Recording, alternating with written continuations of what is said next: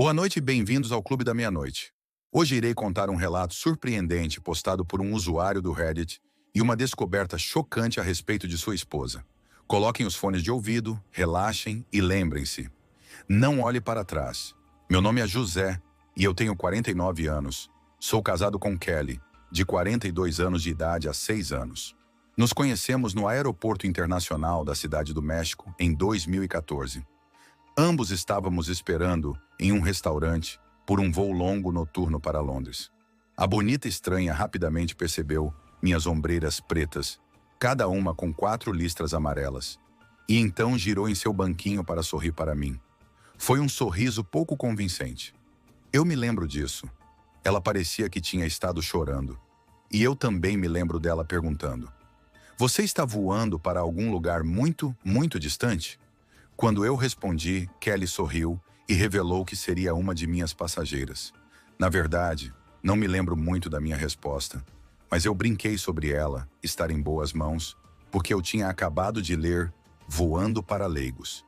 E ela riu educadamente como se fosse a primeira vez que ouvia aquela piada.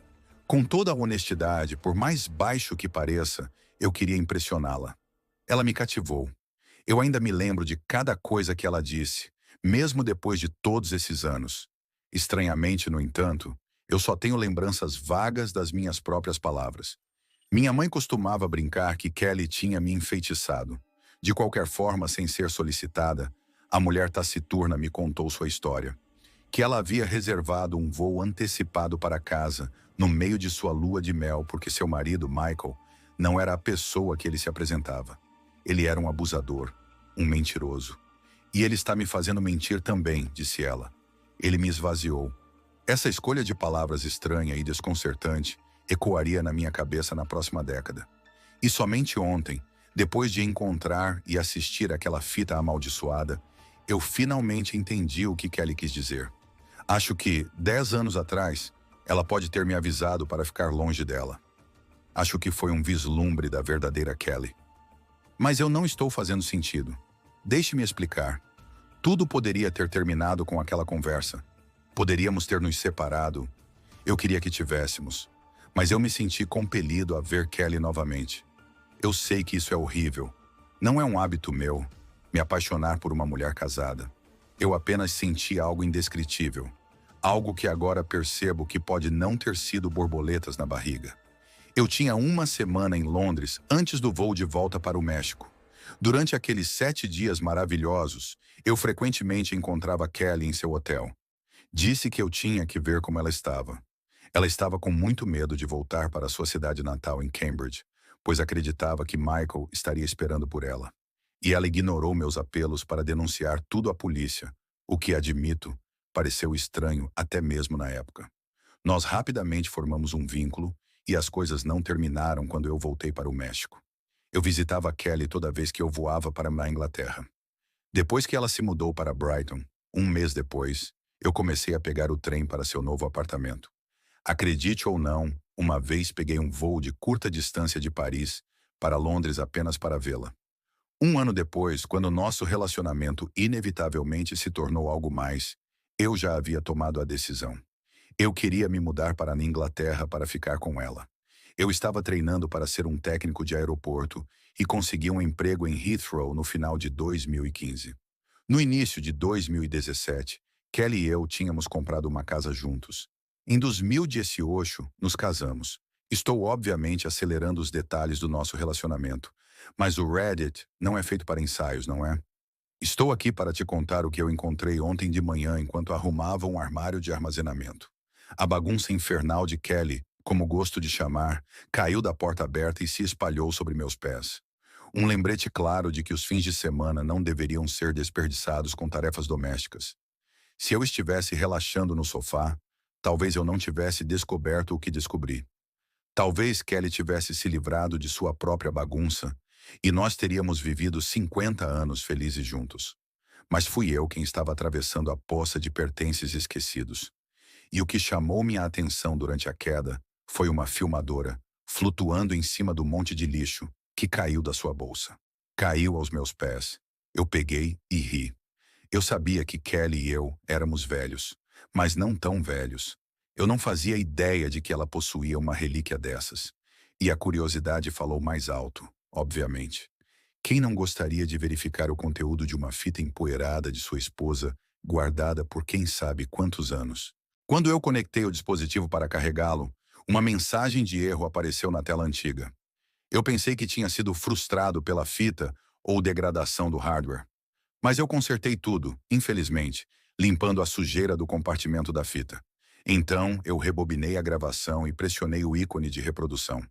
O texto branco e pixelado dizia 10 de setembro de 2014. E eu rapidamente percebi que era uma semana antes de eu conhecer minha esposa. Tudo se encaixou horrivelmente quando Kelly saiu do banheiro do hotel em lingerie de casamento. Eu percebi que tipo de fita eu tinha encontrado.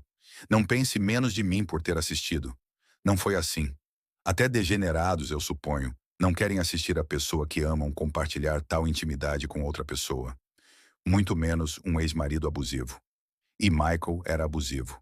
Kelly não estava mentindo sobre isso. Mas ela só tinha me contado fragmentos da história. Então, embora eu esperasse uma fita picante, eu não estava assistindo por esse motivo. Meus olhos não estavam saltando das órbitas como em desenho animado. Bem, ok, eu estava assistindo o vídeo atentamente, mas o medo me deixou arregalado, não luxúria. Eu só sabia que algo estava errado com o quarto de hotel. A única coisa natural na filmagem era Kelly, e enquanto eu assistia minha esposa se espalhar pelos lençóis, esperando que seu marido que a filmava se juntasse a ela, eu olhei para as paredes cor de creme do quarto. Eu não me importava com a decoração de interiores, mas algo escondido na tinta me deixou enjoado. Você não entenderia a menos que tivesse visto o vídeo por si mesmo. Então algo na minha cabeça começou a doer fortemente, como uma enxaqueca se formando atrás das minhas órbitas. Mas não era isso. Era uma vontade dolorosa que fez cada um dos meus olhos estridentes se torcerem. Eu olhei, sem nem querer olhar, para a borda da tela. Procurei por algo que estava apenas além da borda do vídeo e da visão de Kelly. Eu queria gritar para a versão mais jovem da minha esposa enquanto ela estava deitada imóvel. Enquanto ela observava Michael com covinhas profundas e um sorriso provocante. Eu queria gritar para ela correr, embora eu não soubesse por que eu queria fazer isso. Essa foi a coisa mais assustadora de todas. Eu não temia o horror óbvio de assistir minha esposa e seu ex fazendo amor.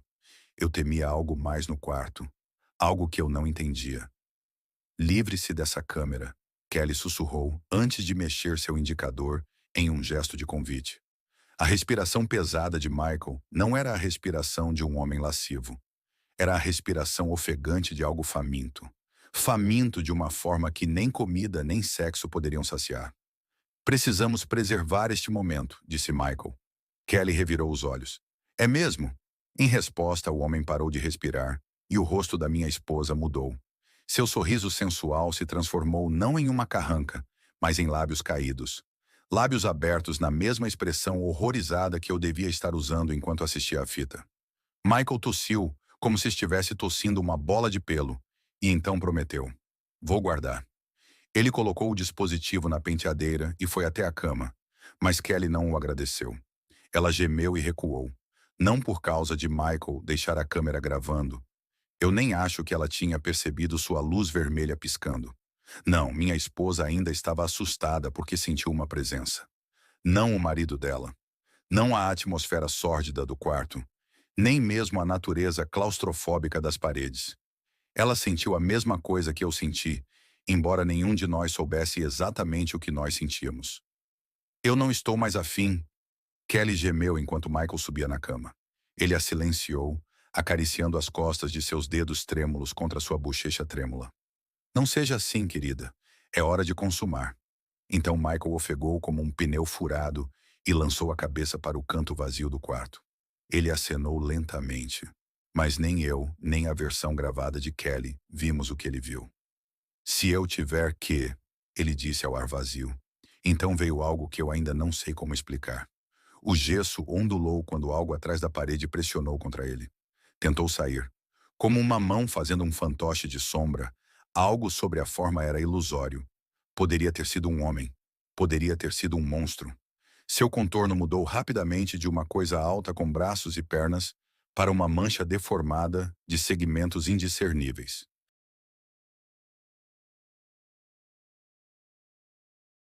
Depois de menos de 1 ou 2 segundos da parede inchada, seu gesso achatou novamente, e a forma viva se foi. Kelly gritou em sincronia comigo, mas ela nem tinha percebido a anomalia. Ela estava olhando, sem piscar, nos olhos do marido. "O que tem de errado com seu rosto, Michael?" Ela gritou. O que me aterrorizou foi que, mesmo quando a câmera captou seu rosto, eu não vi nenhuma mudança sobrenatural no ex-marido de Kelly. Não vi nada além de um homem muito humano. Um com um sorriso cruel e olhos mortos, talvez. Mas ainda um homem. No entanto, Kelly viu algo. Algo que eu não vi. Ainda assim, tudo isso é insignificante em comparação com o que aconteceu a seguir. Michael enfiou a mão na boca aberta de Kelly, fazendo seus olhos se abrirem tão amplamente. O antebraço inteiro do marido mergulhou em suas mandíbulas, abafando sua série de gritos. Então minha esposa se contorceu e se debateu enquanto Michael impulsionava seu braço para dentro de sua garganta. Empurrou mais e mais fundo, até que seu ombro encontrou seus lábios. Outra impossibilidade se seguiu. Uma que eu ainda não sei como colocar em palavras. Michael puxou o braço da boca de Kelly, e quando seus dedos reapareceram, eles estavam segurando algo. Não as entranhas da minha esposa. Não as entranhas que eu esperava, pelo menos.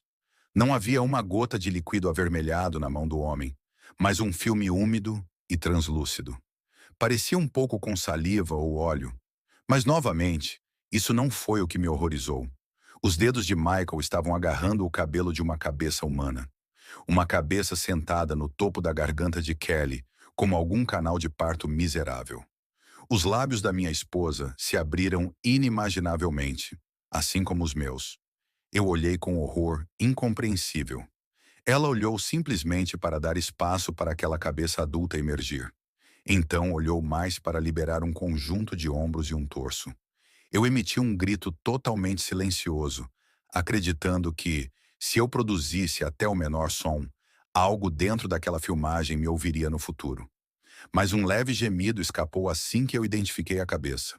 Era Kelly. Uma versão clonada de Kelly estava saindo de seus lábios. Uma espécie de boneca russa de carne. Aquela versão mais jovem da minha esposa estava dando à luz uma réplica exata de si mesma. E o clone também estava gritando, pois não pediu para nascer. A pele da Kelly original começou a enrugar, a se enrugar e a murchar em algo menor. O clone se despiu. Descartou sua pele anterior. Reduziu a Kelly original a um vestido sedoso que caiu sobre o edredom. Então o clone, a nova Kelly, caiu nos braços de Michael e ela olhou para o traje de pele vazio ao lado dela.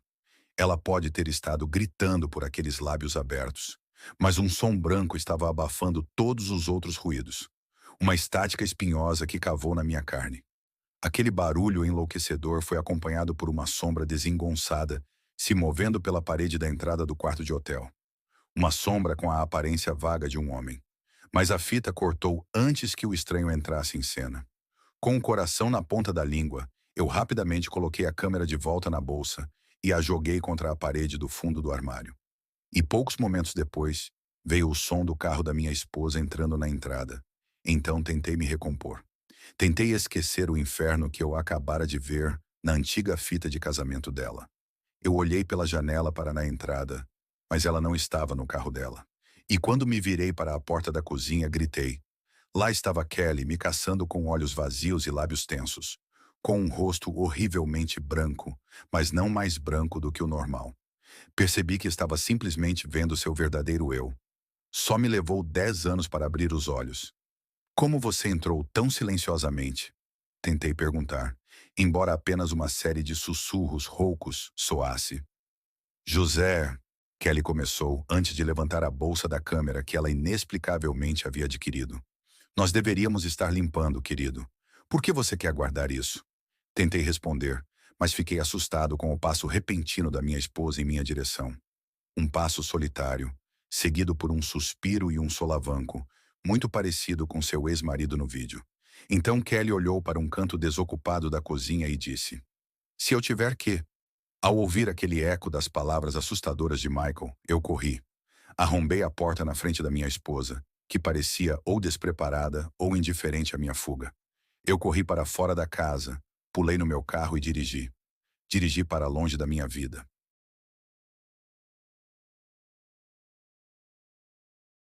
Estou na estrada há mais de um dia, roubando cochilos em estacionamentos de postos de gasolina.